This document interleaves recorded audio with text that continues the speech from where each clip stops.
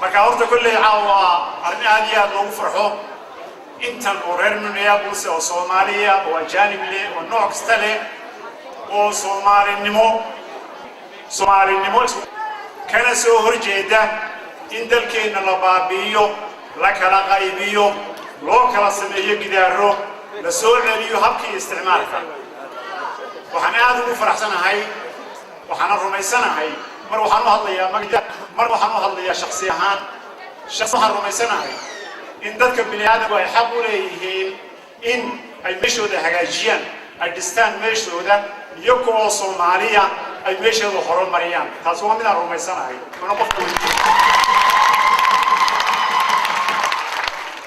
dawlad ahaan qaranka Soomaaliyeed adduunka oo dhan baa aqoonsan in problem yacdo ilaa raas koondooni wadan isku yahay UN ta aqoonsan Arab League aqoonsan Africa aqoonsan adduunka oo dhan baa aqoonsan mar haddii adduunka oo dhan aqoonsan yahay annaguna waan aqoonsanahay haddii dawladda Soomaalida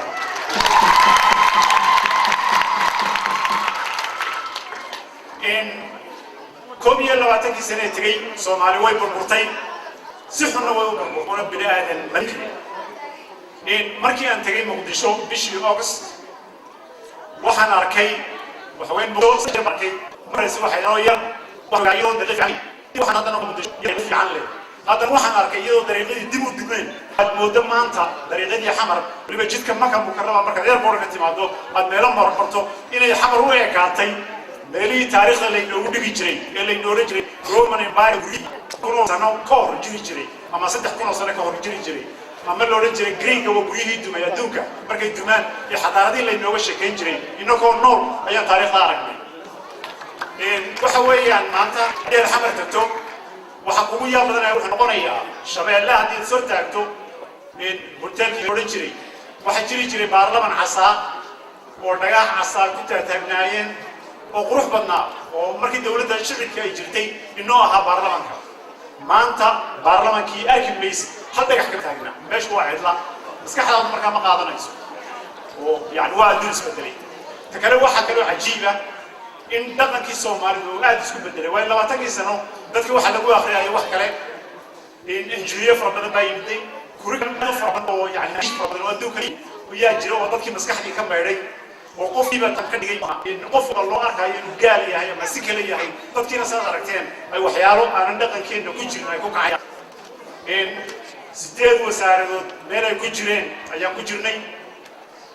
meesha waxa galay gaari laga soo buuxiyay miinooyin kun laga soo buuxiyay waxa ku dhintay arday saad la socotaan adogtihiin marka dadka waxa sameynay wali waxa isku haystaan sax laakiin waxaad ogaataan arrinta burcadda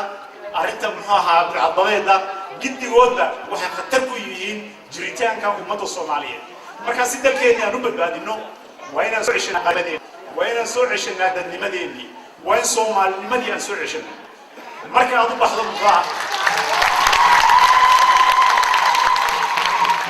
marka aad xamar ka baxdo ee tagto Addis Ababa ama aad tagto Nairobi aad ku soo noqotaa xamar waxaad moodaysaa inaad adduunka waxaad moodaysaa inay laba adduunyo kala yihiin wadannada adduunku maanta way tageen wadannadii Afrika xitaa dimuqraadiyad baa ka wada dhaltay hore u socdaan waxaad moodaa inagu inaan gadaal u noqono dib u socono oo dib u noqonay marka laayse maanta ummadda Soomaaliyeed ee Muqdisho ku dhaqan iyo wadanka gidigiisaba ku dhaqani waxa diyaar u yihiin in wadankii ay qarannimadii soo celiyaan maanta Muqdisho dad qabaayil isku dilay ma jiraan dadka Soomaalida Muqdisho degani meel kasta iyo magaalada way maraan baaxmisha ku soo noqday marka magaalada tagay dhan qura lagu urursanaa inta kale lagu noolay maanta laayse magaalada dhan walba waa la tagaa waxoogaa dadka in carqaladeynaya mooyaan dadka shacabkii Soomaali qabiil isu beddelaan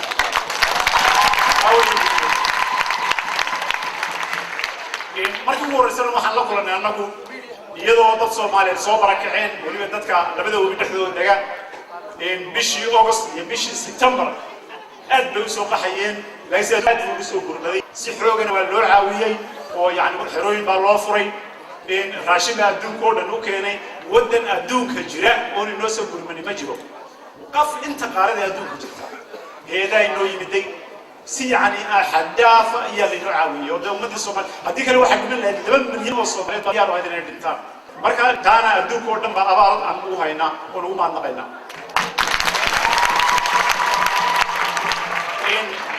wadannada Mareykanku way noo soo gurmaday Yurub way noo soo gurmatay wadano fara badan bay noo soo gurmaday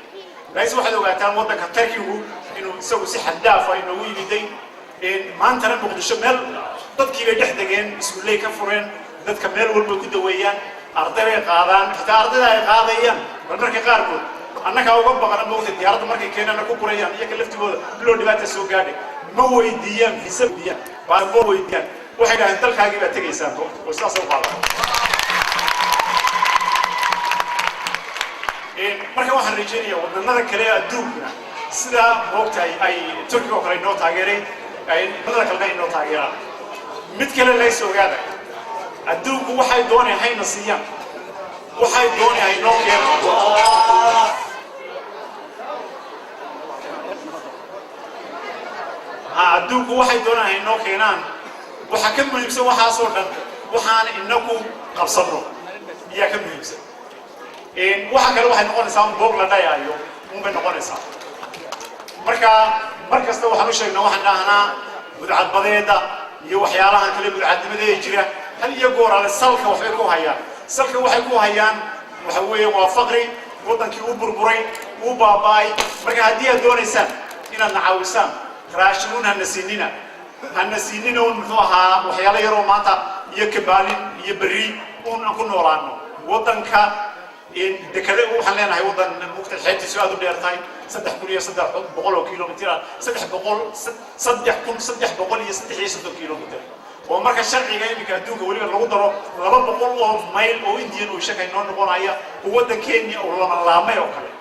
marka khayraadka badda oo quraatay yaa Soomaali takala Soomaali waxa weeye waa dhulka adduunka petrolka laga helo weeye sida u dhan tahay Soomaali waa dhulka petrolka laga helo waana hubaal oo waxa weeye maabka adduunka waa lagu bayaaniyay marka yarana shaadi u horeysay sameeyay waxay petrol bay oo petroleum chemistry bay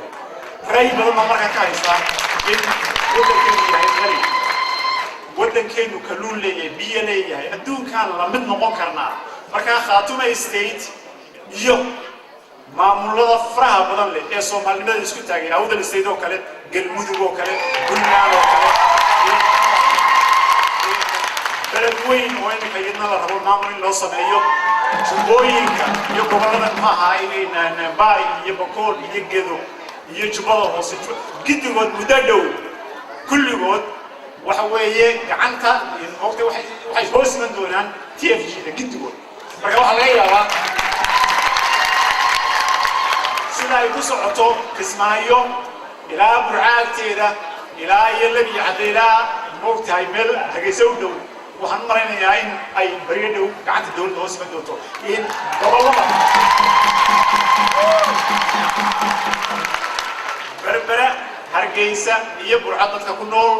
waa dad walaalaheena waa dad badan oo fiican ku jiraan waa dad in badan sidaarka bal laga sheegay u soo halgamay iyaga laftigooda xorriyadda waxaad moodaa waxoogaa dana gaara leh inay mishahabaabiyeen oo dariiqi sixi ka leexiyeen iyagana ilaahay waxaan ka baryaynaa inay nala gartaan xaqa Soomaalinimada ay nala gartaan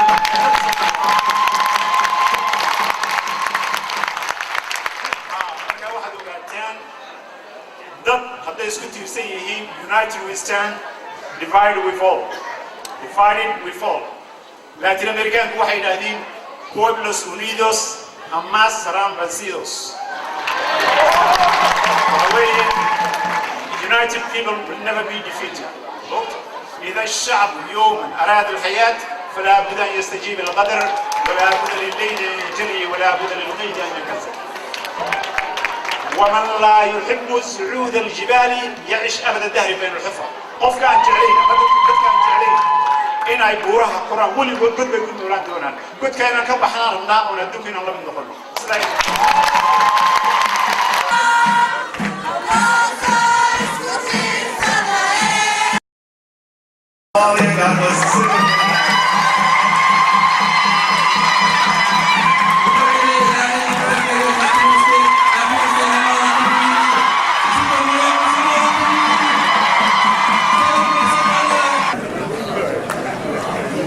Minnesota State Representative Karen Clare. One more time. Let's give her a hand.